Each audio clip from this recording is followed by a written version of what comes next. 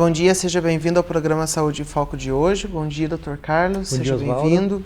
Hoje nós vamos comentar um pouquinho sobre um assunto que preocupa muitos pais de bebês, né? Enfim, que é a síndrome da morte súbita do lactente.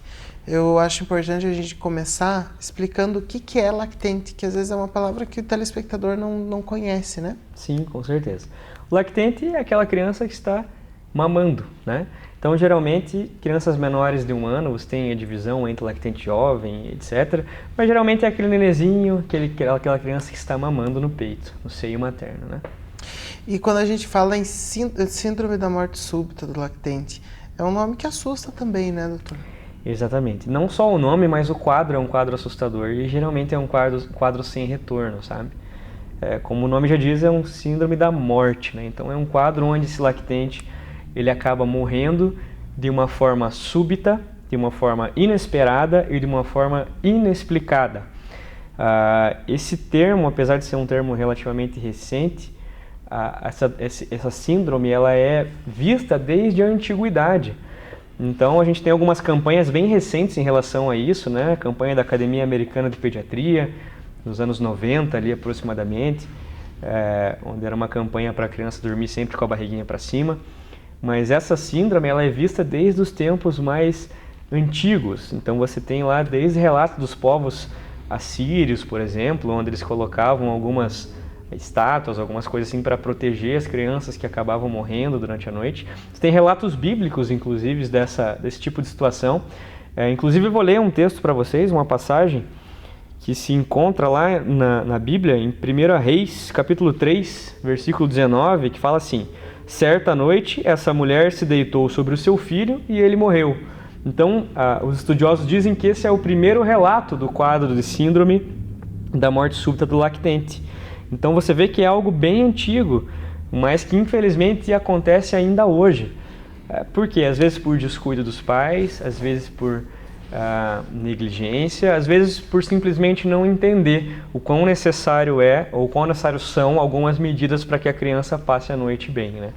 Então, essa seria a síndrome da morte súbita do lactente, algo antigo que acontece ainda hoje, onde você tem crianças menores de 1 ano morrendo de maneira súbita, inesperada e inexplicada. A história não explica, a autópsia não explica.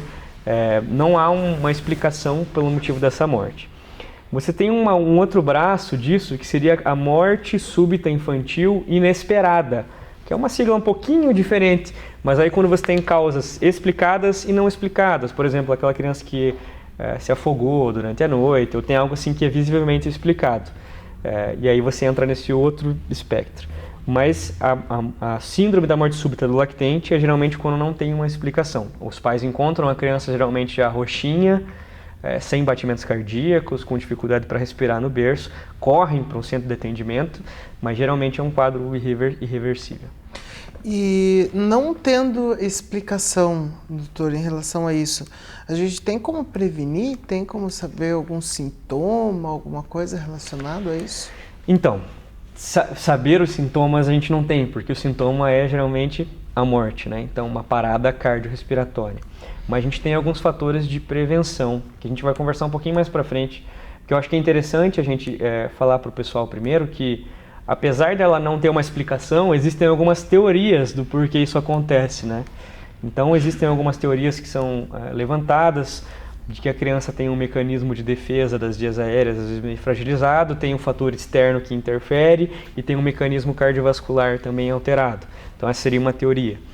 Uma outra teoria é que a criança tem algumas arritmias durante a noite e isso pode levar à morte súbita, uma síndrome de QT longo ou de QT curto. O que é esse QT? É um intervalo que tem no eletrocardiograma.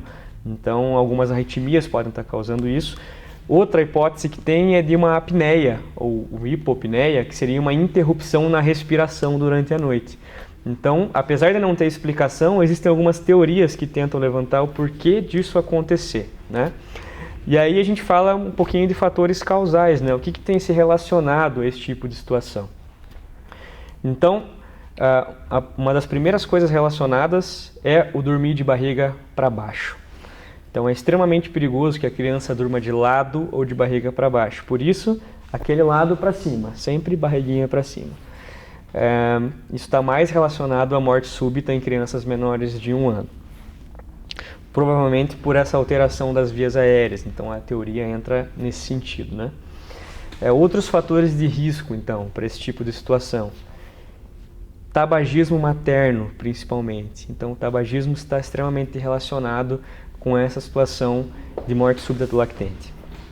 Outro fator de risco, crianças que dormem na cama dos pais. Então, é um fator associado à morte súbita do lactente. E mais um fator de risco importante são pais usuários de drogas ou utilistas pesados. Então, esse é um fator também associado. Então, existem alguns fatores de risco associados e, obviamente, então, o tratamento, a intervenção, é você tentar evitar esses fatores de risco, né? Quando o doutor fala em relação ao tabagismo materno, seria durante a gravidez ou após o nascimento? Durante a gravidez e após o nascimento. Então, nesses 2 períodos de tempo, o tabagismo ele vai estar interferindo nas vias aéreas, nas funções respiratórias, no desenvolvimento da criança, né? Então, o tabagismo não deveria mais ocorrer hoje em dia, mas infelizmente tem muita mãe que ainda fuma durante a gestação e fuma lá quando está amamentando, né, a criança. E além de causar um prejuízo para a mãe, isso está causando um prejuízo para a criança diretamente. E isso é relacionado ao álcool também? Relacionado ao álcool também, né? Na verdade, sim, o álcool na amamentação ele pode criar uma síndrome do álcool fetal, que a gente chama, que vai trazer outros distúrbios neurológicos para a criança, né? Então a criança vai ter geralmente uma microcefalia, uma alteração cognitiva. Mas o álcool dos pais que são utilistas pesados é simplesmente porque eles vão acabar descuidando da criança, né? Então o pai vai estar lá etilizado, não vai estar dando a atenção necessária para a criança, não vai estar observando a criança, e aí isso pode levar a uma morte súbita lactente, né? Então, por um fator de risco em que a criança está sendo desamparada naquele momento por um pai ou uma mãe que está sob a influência de álcool e drogas, né? Então, infelizmente acontece hoje em dia, né? Então, ou seja, a gente comentou que não tem nenhuma causa que é desconhecida, mas aí a gente viu que existe, né, doutor, algumas coisas que a gente pode evitar. Exatamente. Como eu falei, existem as teorias e existem os fatores de risco conhecidos, né? Não se sabe exatamente qual foi o motivo, por isso que ela na definição já diz que não se tem a causa, mas tem alguns fatores de risco que podem ser evitados nessas situações, né?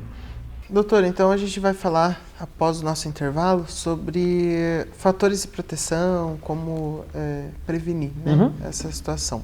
Então nós vamos para 2 minutinhos de intervalo e nós já voltamos com o programa Saúde em Foco aqui pela TV canal 58.1.